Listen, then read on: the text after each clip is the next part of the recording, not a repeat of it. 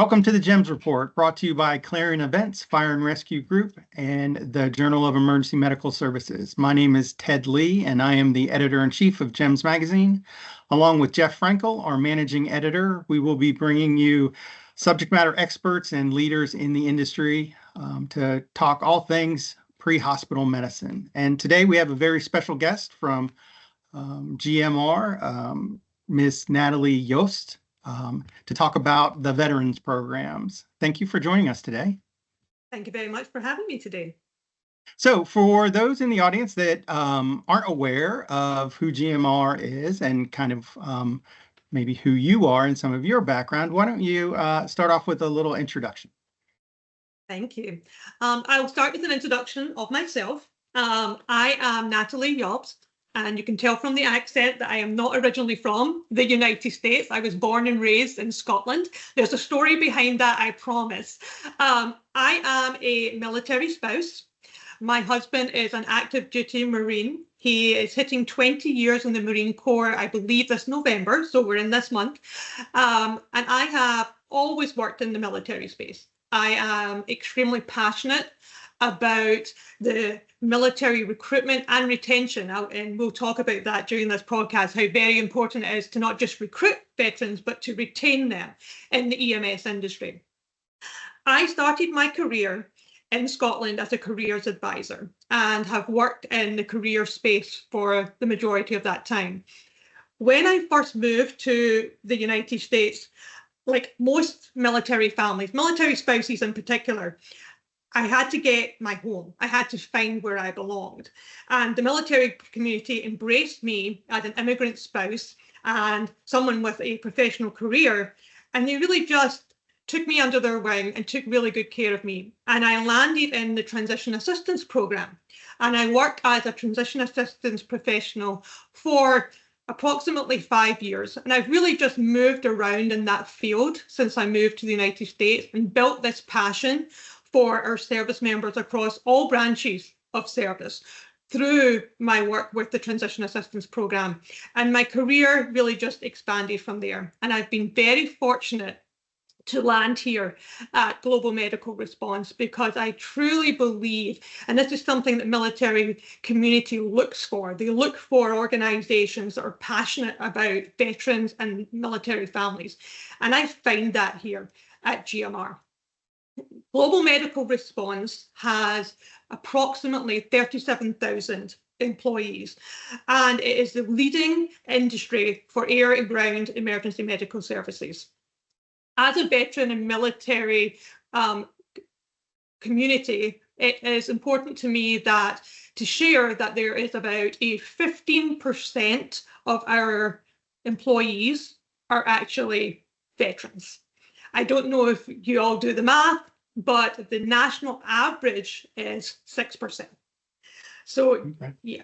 So GMR is a leading industry provider for EMS, and 15% of our population are veterans. So we really are leading when it comes to veterans.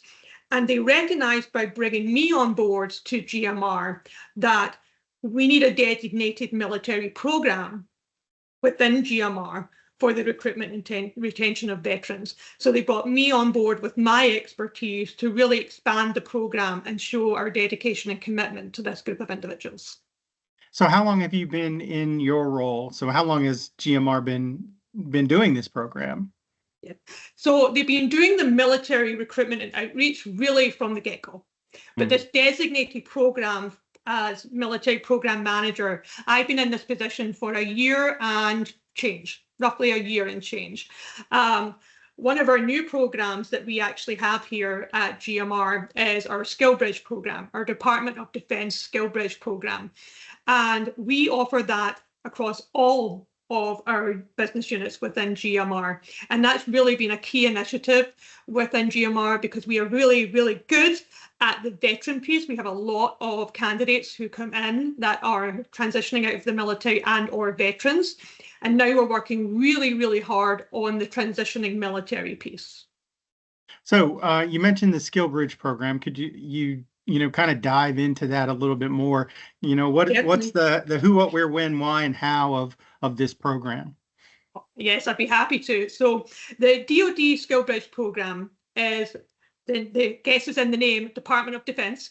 And so the Department of Defense Skill Bridge program is a program that's run by the government that allows transitioning service members who are within 180 days of their active duty separation to join a civilian organization in either an apprenticeship, an OJT type environment for up to those 180 days. Global Medical Response offers this Department of Defense Skill Bridge program for 90 days. We are approved to offer this for 180, but our program is 90 days. And it's OJT, and we offer it in EMT, paramedics, pilots, nurses, supply chain logistics. It's really just growing. I want to speak to how many people that we actually have in pipeline at this present moment in time. The Global Medical Response Skill Bridge program has approximately 200 plus individuals that are sitting in our pipeline that are ready to start, because the Skill Bridge program, we actually pipeline up to a year out. That's very normal for active duty service members to apply for Skill Bridge positions a year out of their EAS, end of active service date. And we do have a pipeline of over 200 people that are ready to start in the new year. We've hired 16 through this program so far, and we have 25 that will be finishing the program by year's end. That's great. And, what a great opportunity, as somebody decides to transition out. A lot of angst and kind of unknown if you're not sure where you're going to go or what you're going to do. So definitely. So tell us a little. Go ahead. I'm sorry. I was just going to say, so tell us a little bit more. They have to sign up for the program, and what does it mean to be part of GMR's Skill Bridge program? I mean, how does this work for them? Yes, so they're very much integrated within the organization. What it means for these individuals is the OJT element. They are considered an employee of GMR. They go through all of our regular onboarding process. They do all of our training. We require them to meet our minimums at time of start. So we treat them just like we would any other new hire. They do the 90-day program. They do all of our standard onboarding. They have a mentor within the company, whether that's me as a point of contact or whether that's one of their supervisors. They join that, they're mentored throughout the program. At the end of the Skill Bridge program, they then get counselling, career counselling from myself or their supervisor to really prepare them for the next step, which is, whilst we can't guarantee it, that's part of the stipulation, that the idea is that we do move them to direct hire at the end of the program. We also have within GMR our employee resource group. GMR employee resource group merge military, and that's part of our mentorship. We really want anyone, not just our Skill Bridge individuals, but anyone within GMR to have that home if they're from a military community or a military supporter. So we actively encourage them to get involved with our military employee resource group whilst they join GMR. Is your program based somewhere specific, or is it kind of spread out throughout the organization? Because I would think that it would be, and this is me not knowing, I would think it would be GMR resources that are close to military bases, but is that the case or no? It's interesting but we are actually national. So we offer our Skill Bridge program on every one of our bases nationwide. We do active outreach in all of our bases. So every base, every branch, we do active outreach through the Transition Assistance Program, for example, for individuals who are familiar with that program. We do go on base, we do actively one-on-one. I call it meeting them where they are. I think that's very important for the veteran community, that we go and we talk to the military community long before they ever leave active duty service. We want to be nurturing that relationship with military individuals. So we do go to those bases, but it is not base specific. Our Skill Bridge program is base specific in some regions, but really I'm confident to say that we do offer this program nationally. Yeah, that's great. So when you touched a little bit on the specific job. So you mentioned EMS, EMTs, paramedics, pilots, nurses, Yes, sir. and supply chain. So, could you dig into the groups? What are the requirements? Do they have to be paramedics, or could they be an EMT? Do they have to have a certain background for the nursing aspect? And then, I mean, we all kind of know how unique pilots are just in general, but anybody coming out of the military has quite a bit of flying experience if they're a pilot in the military. So That's very true. I'll speak to each one of them. I know. So, for example, on the EMT side, we do require that they meet the minimum of that they are licensed, so they have their NREMT. The other thing that we require is state licensure. However, we are very familiar with that military move states, and they do have to get relicensed in the state that they may choose to do their skill bridge. And we allow the time for them to do that.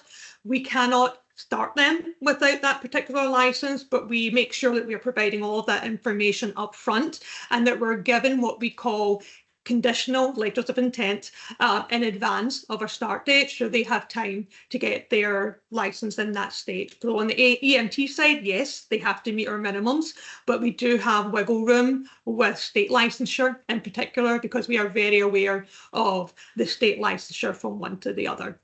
With regards to paramedics, we recommend, if you do not hold the paramedic license, that you go in through the EMT route. That actually did just happen here at GMR, which I'm really pleased to share with you. Our first Skill Bridge graduate started the program as an EMT and was nurtured. He did have paramedic background, but he was hired on as a paramedic because he was able to get his licenses and train in the Skill Bridge program, entered as an EMT, and then was hired as a paramedic. Critical care experience is very important for us for our flight nurse positions, minimum of 3 years. Critical care experience is what we ask for our flight nurse positions. On our pilot side, we have flight minimums. And, that won't come as any surprise. Things like FAA, right? We have flight minimum requirements for our pilot positions. We do require that our pilots have their FAA medical at time of start. But the beauty of the Skill Bridge program is we can do all this and help these individuals in advance of them actually starting the Skill Bridge program, because we're pipelining them so far out that it gives us the opportunity to walk them through and white glove the process as best we can. Right. And then you mentioned supply chain too. So that's, it became a buzzword for a lot of people during the COVID time, where we didn't really understand what supply chain was. So what kind of people come into that? What kind of jobs from the military or MOSs would define somebody coming into supply chain for an EMS organization? Yes, so interestingly enough, we actually have 2 Skill Bridge requisitions for supply chain logistics. So we have a lot of logistics and supply experts within the military. We have one for logistics management. So these are individuals who lead, perhaps they're managing warehouses. They're in charge of operations, cargo operations within the military. They are very well suited for our management logistics type positions. There are MOSs within the military that is literally supply chain logistics MOS. So we do take that into consideration. We're very open. There's no pigeonhole. We don't pigeonhole a particular MOS. We do have a list that we look at, but we're really just looking for supply chain logistics MOSs. We're looking for warehouse. We're looking for cargo type roles within the military for them. But we do have buyer and procurement as one, and then we have supply management is the other. We have 2 requisitions for them based on experience. Great. So you mentioned this was 90 days. It could be as much as 180 days. So they're still in the military, but they're at your academies or your training centers doing this program. That's correct? That is correct. So we consider, I shouldn't say we, the Department of Defense will consider the Skill Bridge their new base. Okay. So they So they are now they're active duty military that are now based at their Skillbridge location. So during the Skillbridge program, they are not compensated by the provider, which would be GMR. They get their benefits and their compensation all still through the military. I am not a big fan of using the term "try before you buy." That makes my hair stand up. But I'm not a fan of using that term. But from an organization standpoint, right, we are not paying a wage to the individuals that come through the Skillbridge program. They are still employed by the military, and their new duty station is wherever the organization is. In this case, it would be GMR. Yeah. Well, that's very interesting, and that's quite a unique program. Wasn't around when I was getting out. That's for sure. So does GMR have any other veteran-led programs or programs that are designed to impact the retention of veterans? We do. Thank you for the opportunity to share them with you. So I did touch on very briefly, it's not a recruitment program, but it's a very, very important program, and that is our employee resource group. A lot of organizations, and I speak as a military spouse, a lot of organizations will say that they're military friendly because they are very keen to get that badge at the bottom of their website that says we're military friendly. And that's not to speak disparagingly of other organizations, but you really have to walk the walk if you want to claim to be military friendly. So our employee resource group is very much involved with ensuring anyone in GMR can join. It doesn't have to be military or veterans, but it shows our veterans that we walk the walk. That's one thing that we do for our veterans in the organization. We want to embrace them in the culture and make sure that we keep them. In terms of our programs outside of Skillbridge, we have a few I would like to speak about. One of the ones that I'm sure if you're a veteran or service member, you've heard this being thrown out is Hiring Our Heroes. Hiring Our Heroes is it's called a third-party provider for Skillbridge. Hiring Our Heroes offers an abundance of opportunities for service members. Global Medical Response is actually a corporate partner for Hiring Our Heroes. What that means is that we can offer corporate fellowships, military spouse fellowships, and skills-based fellowships. We are able to do that three-tiered. What that means is transitioning service members who are looking for corporate roles, they get sent to us by Hiring Our Heroes in a resume release every quarter. We are able to go through that resume and we're able to offer corporate military candidates with opportunities through Hiring Our Heroes. We can do that for military spouses as well. We attend Hiring Our Heroes hiring events very regularly. Hiring Our Heroes, I believe, hit approximately 4,500 hiring events just last year, and GMR attended a good handful of them. And very successful. The average footprint for those hiring events is roughly 200 to 400 individuals that attend those events. So we're able to meet them where they are, as I mentioned earlier, actually engage with these veterans and talk to them one-on-one. The other partnership that we have is with IVMF, that is the Institute of Veterans and Military Families. They offer programs like PMP certification that's entirely free to military and veterans. One time only, but it's entirely free. And they allow employers to come and give their pitches to these military candidates and answer any questions that they may have. I attend those employer panels on a regular basis, and it gives me the opportunity to engage and sell GMR to these military candidates. We have military spouse efforts as well, because I believe strongly that in the military family, not just necessarily the service member, without sounding cliche, but we all serve. And I think it's very important that we have a program for our military spouses as well. And we do partner with a program called Military Spouse Employment Partnership. And that allows us to promote our jobs to military spouses, because goodness knows it's hard out there for military spouses to secure employment. So those are just some of the partnerships that we have, and they're growing, which I'm pleased to say. We just keep growing our programs, and we just really want to be passionate about this and bring as many people from the military community to GMR as we can. Well, that's great. Interesting programs. I could see the benefit both for the companies that hire veterans as well as the veterans as well. The fact that you can actually start these programs before you even get out is just kind of amazing to me now. Having to try to get ready for that transition to civilian life is always difficult. When you've been in and the longer you're in, seems like the more difficult it is to transition out. So, anything else along the lines of, since this podcast will air during the week of Veterans Day, and this is kind of a near and dear to heart type of broadcast for us, and we're really happy to be bringing this message out. Is there anything else we didn't touch on yet?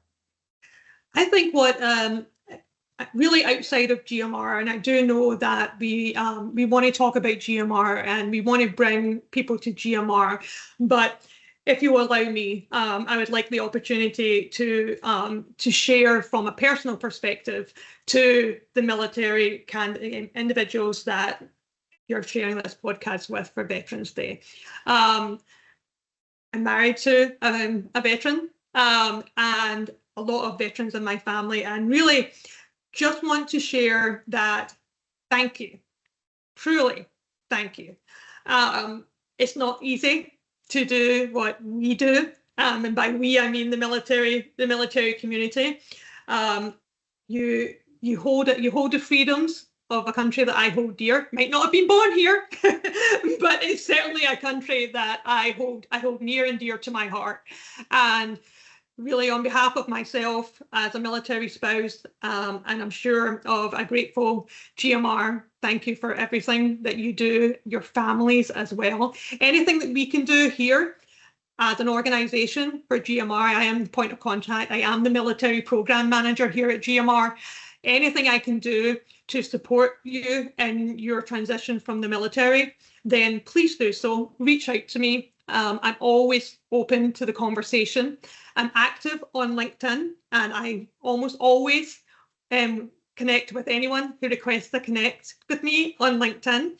And just reach out and thank you for everything that you and your family do for our country, and take care of yourself, most importantly.